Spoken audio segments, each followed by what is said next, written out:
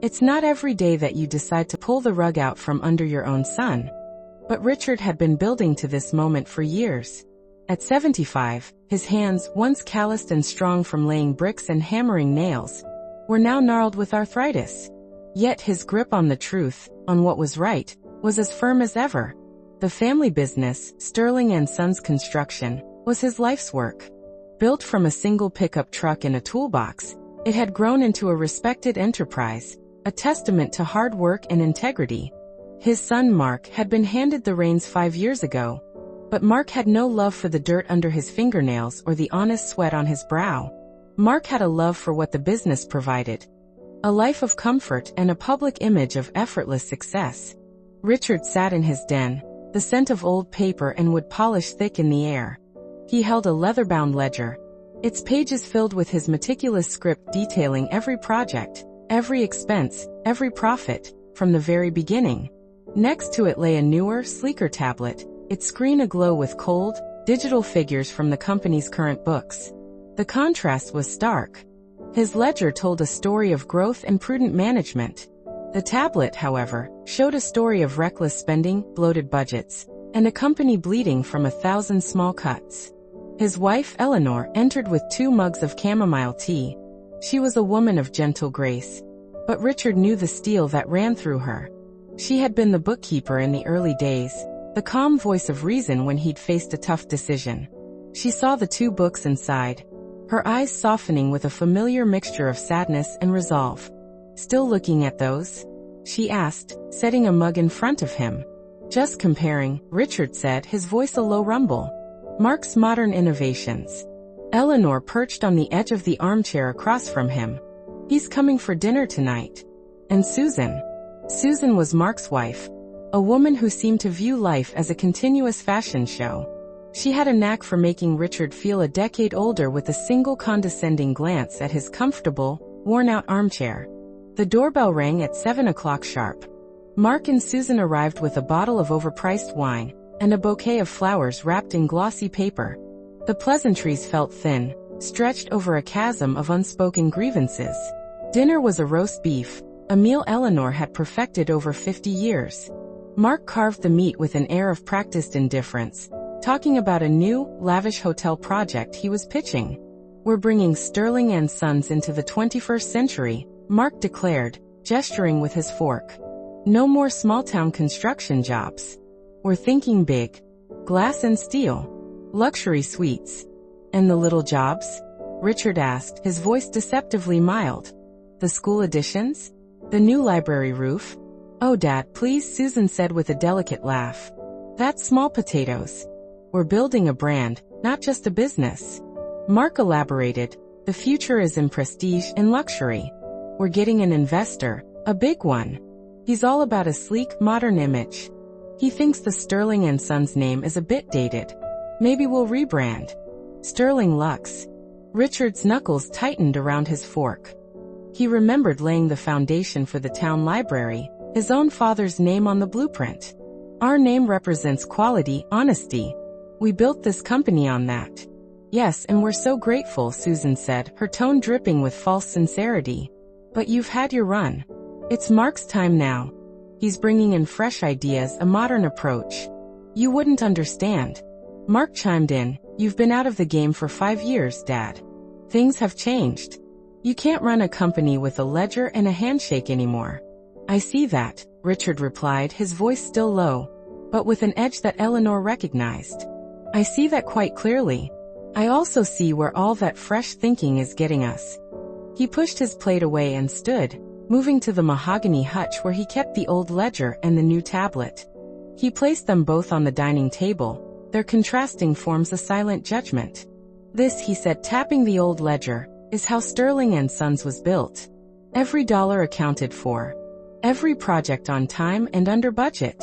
A profit margin that wasn't about squeezing every last cent out of a client, but about delivering honest work for an honest price." He then tapped the tablet, the glowing screen a harsh counterpoint. "And this is your modern approach. Bleeding profit from poor contracts.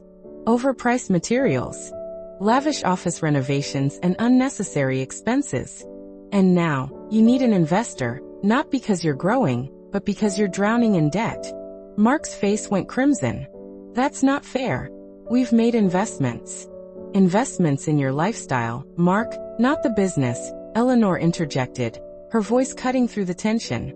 New cars, Susan's clothes, the expensive trips you post on social media. Your father and I see it all. We have the company's books.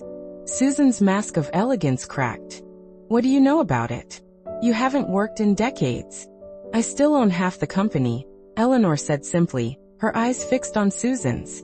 And every month, I see the reports. I've been monitoring this slow, painful decline since Mark took over. Mark rose from his chair, his hands balled into fists. You've been spying on me? I've been protecting my investment and my legacy, Richard said, the calm dropping from his voice, replaced by a cold, hard anger. The investor you're talking to? Do you even know his track record? He's a corporate raider. He'll strip the company of its assets, take the brand name, and leave you with nothing but debt. Mark stammered, How do you know that? I called him, Richard said, a bitter satisfaction in his tone. I've been in this business longer than he's been alive. I still have friends. I asked around. I knew what you were doing. For years, I've watched you squander everything I built. I hoped you'd turn it around. I hoped you'd find the same pride I did in building something from nothing. But you haven't. The silence in the room was suffocating. Mark was defeated, his arrogance deflating in the face of his father's quiet, devastating knowledge. Susan, however, was not. So what? She spat. You're going to pull some old man power play? What can you possibly do? Richard looked at Eleanor, a silent communication passing between them. We have two options, Eleanor said, her voice steady. We can either watch the company we built go bankrupt, or we can salvage what's left. I've already made arrangements, Richard said. As of this morning, Sterling & Sons Construction has been sold. Mark and Susan stared at them, their faces a mix of shock and horror. Sold? Mark choked out. To who? You can't. To Jensen & Co., Eleanor said, naming their biggest competitor. They have a much better track record. And a much better reputation. They approached your father about buying us out 3 years ago. We declined. But they've been watching, and they made another offer. A very fair one, considering the state of the books. The deal is already closed, Richard confirmed. The paperwork was finalized this morning. Jensen & Co. gets the assets, the contracts, the name, everything. And what about us? Mark asked, his voice small, a flicker of panic in his eyes. Jensen & Co. offered you a position, Mark, Richard said, a cruel twist of irony in his tone. A foreman position, actually. You can start tomorrow. And Susan, they have an opening for a receptionist. Susan shrieked, a receptionist? Are you insane? And the profit from the sale, Eleanor said, which thanks to Jensen's aggressive offer, is enough to cover the business's debts and leave us a comfortable nest egg, will be placed in a trust. It will be given to the grandchildren when they come of age. So your children, Mark, will have a good start in life. But you and Susan, you'll have to start over. For real this time. The old-fashioned way. With hard work. You did this, Mark whispered, a raw, wounded look in his eyes. You ruined me. No, son, Richard said, looking at his son with a profound sadness. You did. You ruined my company. I just stopped you from ruining yourself completely. As Mark and Susan stormed out of the house, their anger a palpable presence, Richard and Eleanor were left in the quiet dining room. The empty seats, the half-eaten roast, the ledger and the tablet, all of it spoke to a family shattered. But for the first time in years, Richard felt a sense of peace. He had protected his legacy, his name, and his hard-earned reputation. He had done what was right, even if it meant doing the hardest thing a father could ever do. He had let his son fail, so that one day he might have a chance to truly succeed. It was a cold comfort, but it was a comfort nonetheless. The end.